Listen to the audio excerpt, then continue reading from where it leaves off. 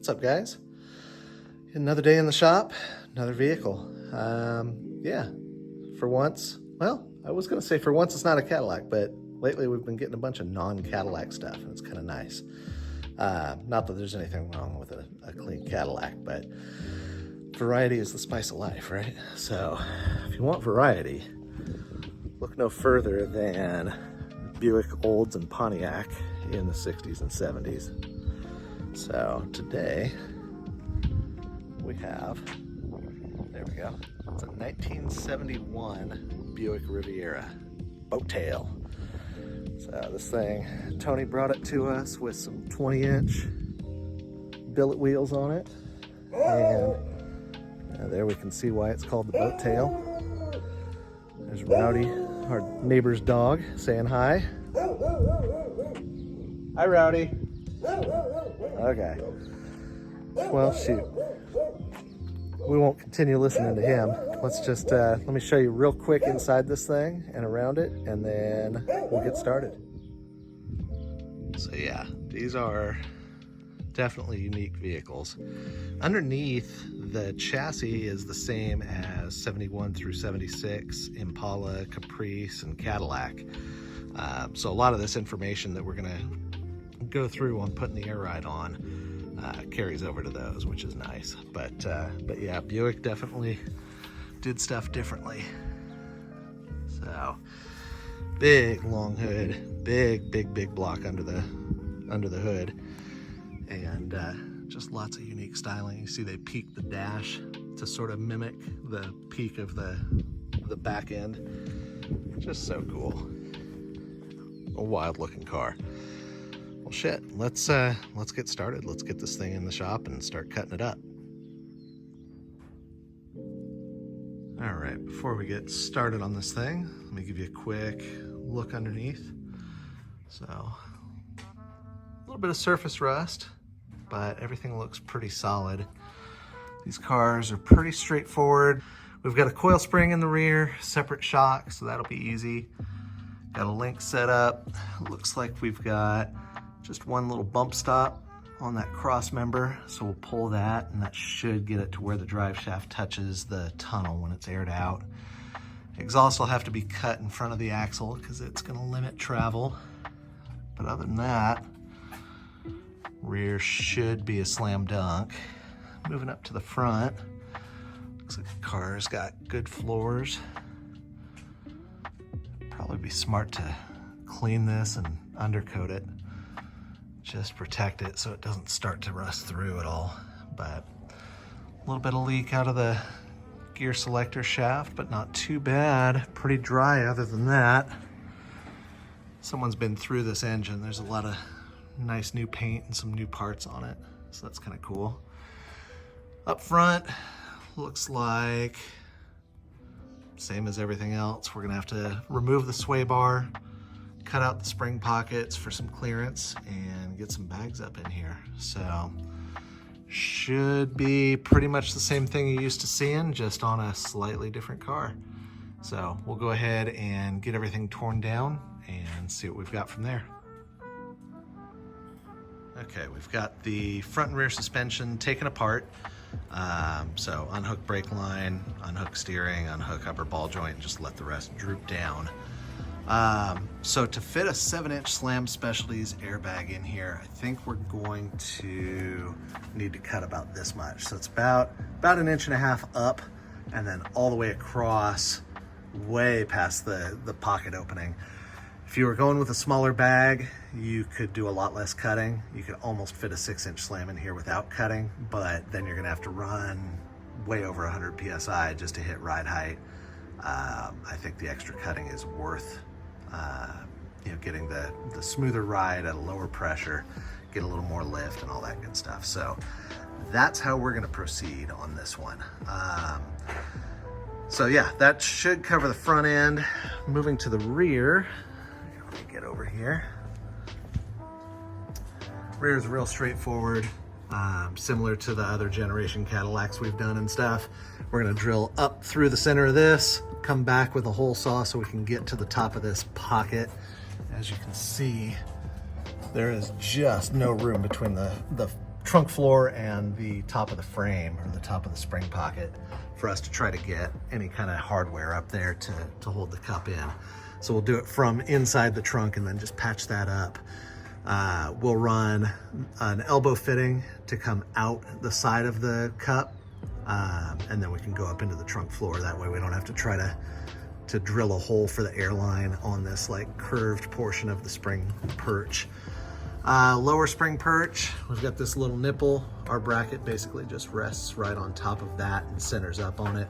I'll throw a couple little tack welds just to hold it in position, so if it ever goes up on a rack or anything like that, it can't shift out of place. But other than that, pretty straightforward stuff. We did see this lower arm on the passenger side has been customized by, I don't know what, a parking block, a overzealous person with a floor jack, something. So Tony brought us another arm from, I believe, a 70s Impala or Caprice or something. So we're gonna find out if that's the same. If it is, great, we'll swap it on. If it's not, we're gonna have to make our own. So yeah, we'll see what happens with that. But other than that, pretty straightforward install. Nothing to really write home about. We're gonna replace the rear shocks. I don't think he wants us to deal with running front shocks because he's got those wide 20s.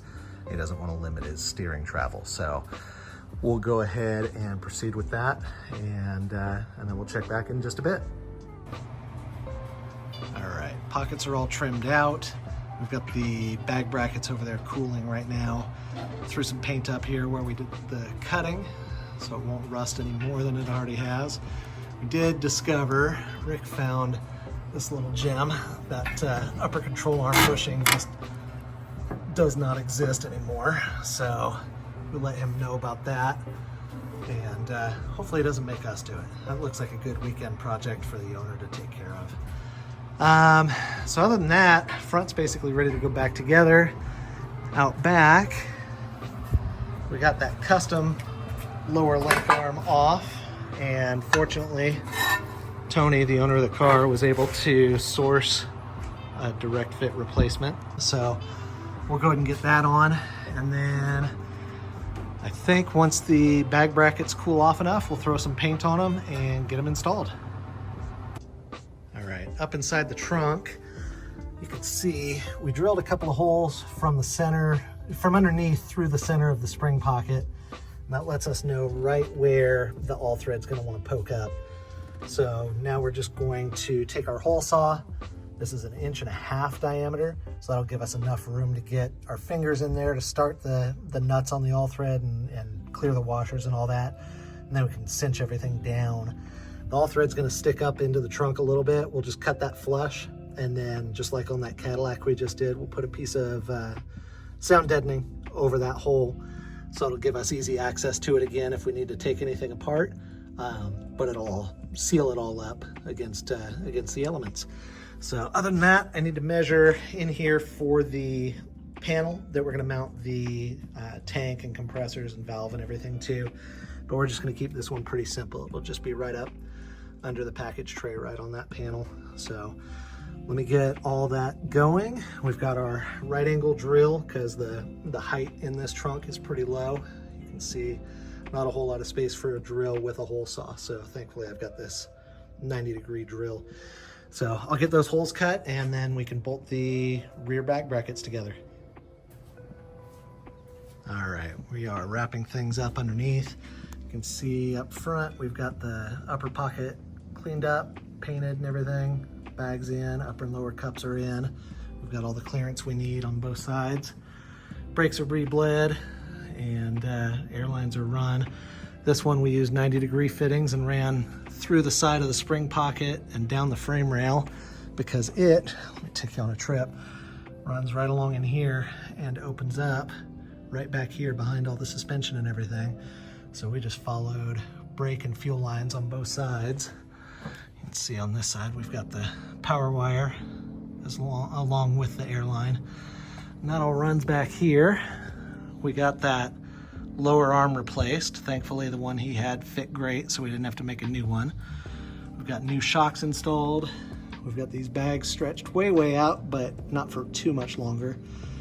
And then the rear bag brackets are installed up top with some all thread, which I'll show you in the trunk. And then the lowers, we just threw a quick little tack weld on the lower mount so it can't shift anywhere. As you can see, it's holding the weight of the axle right now, which isn't ideal, but we'll be back on the ground in just a few minutes. Other than that, we ran bulkhead fittings, which you can see right there, up into the trunk. And then we've got the power wire running up in there also. So now we just need to drop it down and finish up the wiring and plumbing in the trunk, and I think we're all set. All right, I'm laying in this surprisingly small trunk. You can see we've got bulkhead fittings right there for the front and rear bags, left and right. And then where we cut those holes for the all thread to poke up through so we could do nuts and washers on top of the bag cups. We just put some sound deadening material over those holes. So peel that up, you can still get to the hardware and drop the bags out if you need to. But until then, it's all nice and sealed up. Likewise, over there where we brought the wire up through, we put some sound deadener over that hole as well, just so no exhaust fumes, no debris, nothing like that gets up inside the trunk while you're driving. So now that that's all done, we've got the wiring run. Should be able to put the panel up here and start hooking up all the wiring and plumbing. All right, inside this oddly shaped trunk, we kept things pretty simple. So everything mounted up on the package tray, or under the package tray, depending on what you want to call a package tray. We did a 4-gallon airlift polished aluminum tank. 5-gallon is 36 inches long, and it would have interfered with the trunk hinge springs. So we just stuck with 4, and it still just lifts fine. In front of that, hidden between the tank and the seats, is a pair of Riviera 444 compressors. And then we mounted the valve manifold right down here, front and center, just because there wasn't enough room on the board to tuck it behind, and it would have been a real nightmare to try to plumb back there. So you can see the bulkhead fittings where they poke out. Everything else is pretty well concealed, and when you just step up in here, you just barely see that manifold. You've still got all your trunk space. So apparently Tony has a new carpet kit for the trunk, so we'll let him do all the cleaning and everything. I just put a couple of little rubber covered tabs, one on each side, to hold the board in place. It's not bolted down or anything, so it'll be real easy for him to pull out for any kind of service or whatever. So yeah, pretty simple stuff. Moving up front, inside here, we just came up from under the seat to an AVS 7-switch box, same as we use on a lot of builds. So you've got your front up and down, rear up and down, all up and down, and then individual corners, left front, left rear, right rear. So nice and simple stuff. Easy to tuck away when you don't want to see it. So that's always good. So let me pop the hood real quick, I think. Let's see if I can do this on my own. There we go. A little bit.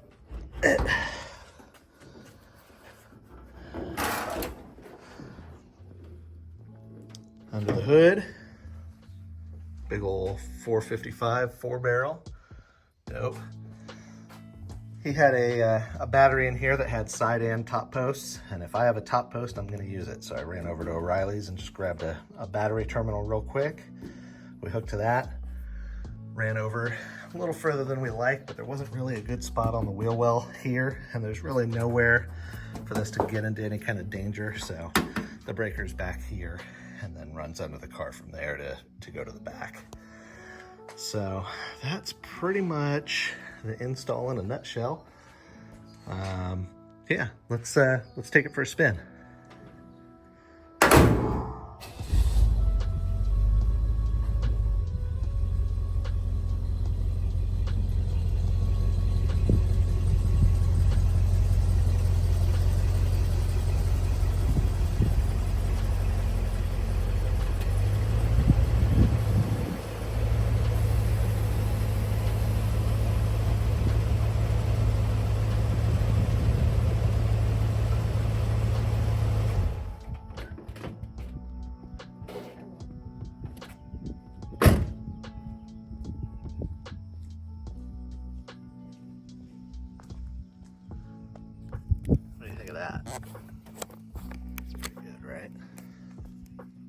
So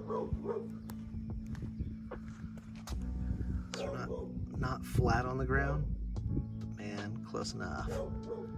And I think with some little, 15-inch white walls or something like that, this thing would be probably pretty close to flat on the ground. These are 20s, and all that's holding the front up is just the wheel well, the inner wells. The rear, the axle's touching the frame, so that's as low as you're getting. But man, I really dig it. How come everything looks so much better low?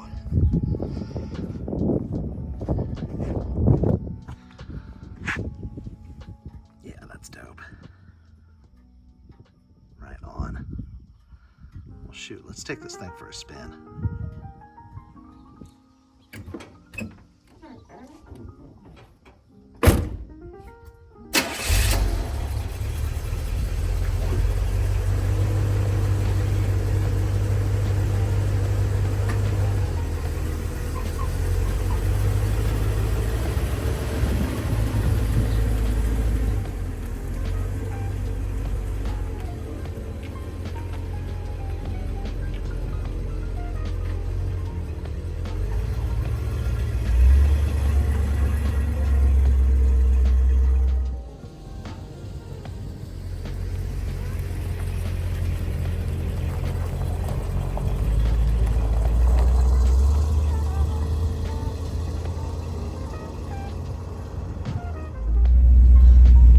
Well, we're going to see how this goes. I've got the drone following me.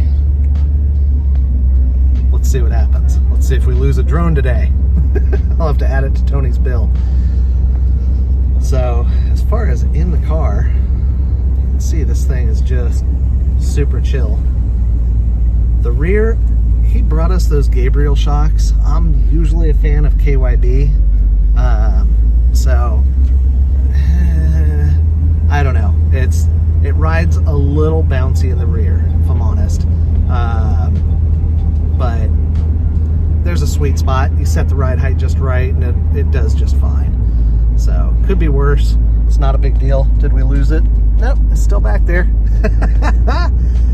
But yeah, aside from that, we don't have shocks on the front end because Tony tends not to put shocks on his cars. He likes that little bit of lowrider feel. And it's just fine, even with these 20s on here, driving over some of my roads in my neighborhood, which are notoriously lousy, chip seal and lots of ruts and all kinds of stuff. It's just fine. So yeah, I'm really happy with this. Like I said at the beginning, these are the same as 71 through 76 Caprice, Impala, and Cadillac. So it is it's the same deal for all of those cars. Parts are interchangeable and all that on the suspension. So if you have one of those, all that stuff that we did here, it's the same process. So super easy. Yeah, I mean, this thing's great. This is a nice car, really smooth. Oh, I don't want to get too fast and lose the drone. Oh, he's still hanging right on. So yeah, this is terrific. This doesn't have any gauges on it or anything, but it was super easy just to raise the front, raise the rear, and it's pretty forgiving of ride height. You just make those fine adjustments and kind of get a feel for it on your own. But yeah, pretty neat. I would not mind having an old Riviera. I am very partial to the 63 through 65 body style, of course, like everybody else. But these boat tails, they're pretty neat too. I had a buddy, man, back just out of high school that had a white one. His name was Chip, and he also had an IROC that was pretty dope.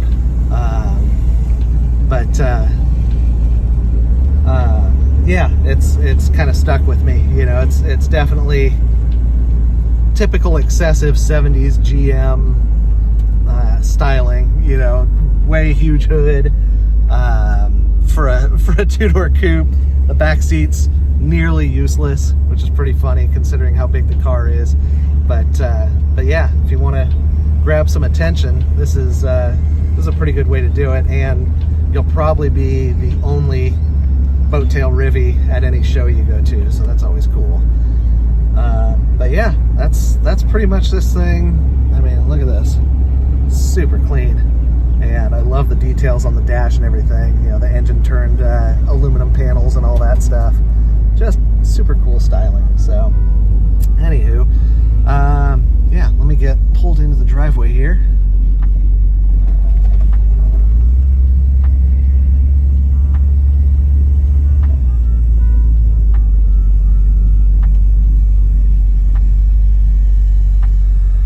Look at that, and the drone made it all the way home. I can't believe it.